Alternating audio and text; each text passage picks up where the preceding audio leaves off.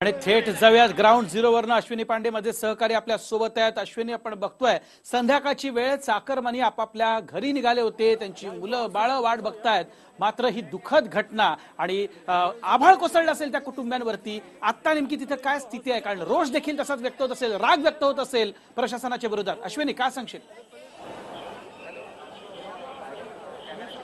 माझ्यासोबत काही लोक आहेत, त्यांच्याशी आपण बोलूया। पण आता जी अपडेट आहे आपल्याला सांगू इच्छितो, 4 जणांनी आता मृत्युमुखी पडलेले आहेत, त्यामध्ये 3 महिला आणि 1 पुरुष आहेत।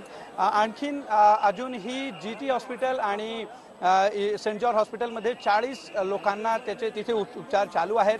मी आपल्याला ब्रिजचा फक्त एक भाग दाखवतो। तिथे आपण बघू शकता की ब्रिजचा मधचा जो भाग आहे तो कोसळलेला आहे। यामध्ये खाली पण जिथे गाड्या वगैरे होती ते गाड्या सगळे त्या ब्रिजच्या डेब्रिज होता त्याच्या खाली आली। इथे संध्याकाळी 7:30 वाजताची जेव्हा ही घटना घडली तेव्हा ट्रॅफिक खूप होता इथे, आणि ट्रॅफिकमुळे खाली जे लोक होते ते पण या ब्रिजच्या डेब्रिज आहे त्याच्यामुळे ते जखमी झालेले आहेत। माझ्यासोबत काही लोक आहेत, त्यांच्याशी आपण बोलूया।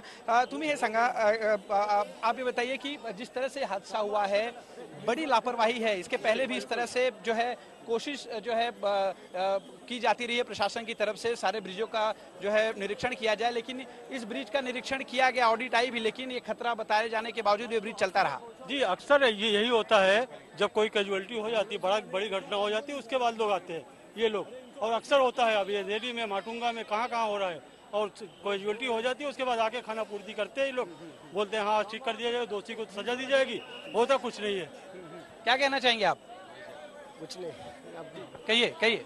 क्या कहेंगे सर, अभी ये कम से कम इनको बनवाना चाहिए था पहले। जब इसको आगाह किया गया कि ये खतरे का घंटी है, तो इसको प्रशासन को देखना चाहिए। तो रोज इस्तेमाल करते हैं आप इस ब्रिज का? अरे रोज हम लोग इसी से आते जाते थे, लेकिन जब कोई मना करेगा या कोई पाबंदी लगेगी जब ना हम लोग मानेंगे। यहाँ पर कोई खतरे का निशान या इस तरह का कुछ नहीं बताया गया था? ऐसा तो कुछ नहीं देखने में लगता था।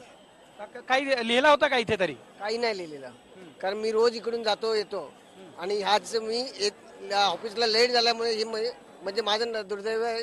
म्हणजे नशीब चांगलं आहे की मी या ब्रिजवरून आज आलो नाही, म्हणून मी आज तुमच्याशी बोलतोय। तर ह्या टायमाला मी रोज चिंचपोकळीवरून इकडे येतो आणि कुलाब्याला राहतो मी ह्याच टायमात, आणि म्हणजे नशीब चांगलं माझं की देव बलवत्तर म्हणून मी जिवंत आहे। बरोबर आहे। ही मोठी दुर्दैव आहेत वैभव की 1984 आता जी बातमी आलेली आहे की 1984 मध्ये हा ब्रिज निर्माण झालेला आहे। अश्विनी, पुन्हा तुझ्याकडे येतो। प्रत्येक हा व्हिडिओ तुम्हाला आवडला असेल तर असे आणखी व्हिडिओ पाहण्यासाठी TV9चं YouTube चॅनल सबस्क्राइब करा, बेल बटन दाबा। ताज्या घडामोडींसाठी लॉग ऑन करा tv9marathi.com।